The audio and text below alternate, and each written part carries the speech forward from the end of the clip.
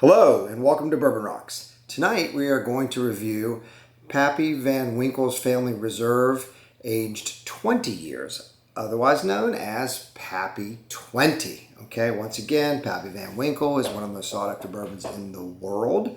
It is hard to find at a reasonable price. If you can get it through the lotteries, it's probably going to run you around $200. But if you're going on the internet, it's going to be probably around $4,000 to $5,000. But it is one of the most sought after bourbons in the world. Everyone knows Pappy. It's what kind of started the whole bourbon craze, basically. Distilled at Buffalo Trace. And this is the 20-year version. There are various expressions of Pappy of different ages, and also they come at different proof points. This one is actually bottled at 90.4 proof, so it's actually lower than the 25 and the 23 that we have reviewed so far. So let's see how it compares. I'm not going to do a lot of comparison in this video because I'm going to do a later comparison of the different Pappies. We're going to pretty much review the 20 here, but we might make a little reference to the other ones and see whether it's worth the price that people charge for it. So here we go. Let's pour a little of the Pappy 20-year-old.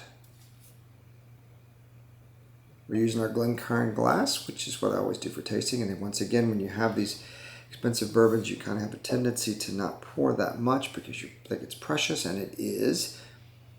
Oh my goodness, the cherry on that cork is so good. But the thing is, you got to be able to make sure that you pour enough to get a good taste. If you just try to sample a tiny little bit, you really won't be able to coat your whole mouth and get that entire palate that you really want out of it. So again, the color, much like the 25-23, it's definitely that, amber to auburn color. It's a little bit lighter because it's lighter age. It's a little more orange and a little less red.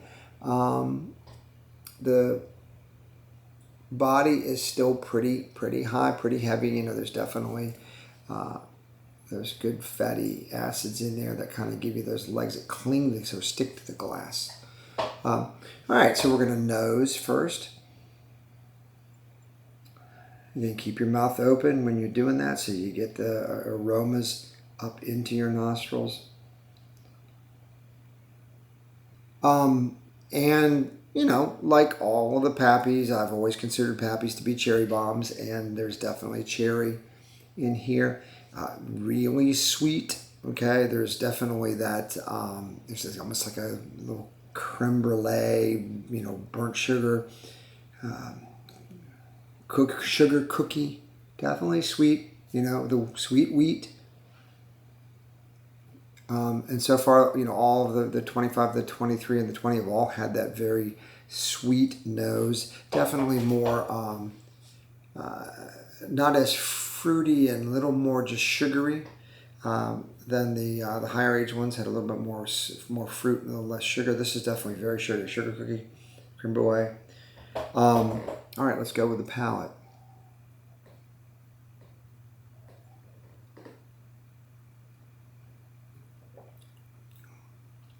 Give it that Kentucky chew so you can get it all around your mouth. Take a second sip. The second one is usually going to give you a little more flavor.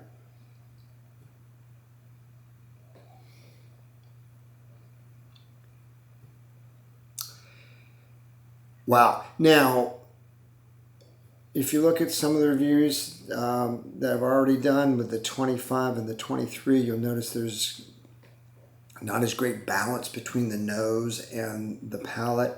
The higher aged Pappies had more spiciness on the palate, which was surprising for a wheated bourbon. This one's not as spicy. This one, that sweetness continues through. It's much more of a balanced flavor. But man, this reminds me of Christmas in a glass.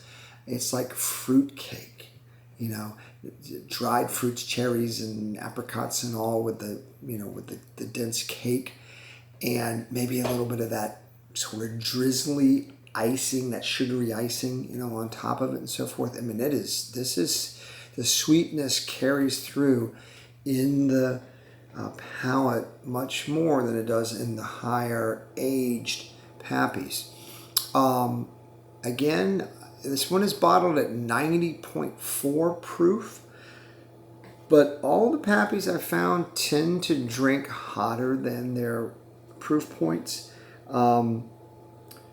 This is the lowest of the three we've had so far. It's the 25 came in at 100. The 23 came in at 95.6. This is at 90.4. But again, it still drinks a little hotter. It feels like more of a 98, 90, closer to 100 proof. But man, this has all of those rich, Christmassy flavors. You got some spice in there from the those fruitcake spices, the cinnamon, nutmeg, allspice, and so forth. But it's not so spicy like the older ones, where this is definitely that sweetness carried through. And it carries it on the finish. The finish isn't quite as long as the older versions of the Pappy, but it definitely it carries through, medium to long, but it still brings that sweetness in there like a dessert in a glass. I mean, this would be a great after dinner drink. It's much better balance, I think, than the older ones. Yeah, I mean, this is really good. So naturally, you have to decide, how good is this bourbon? Is it worth the money that you're going to pay for it? Because you're not going to get it cheap.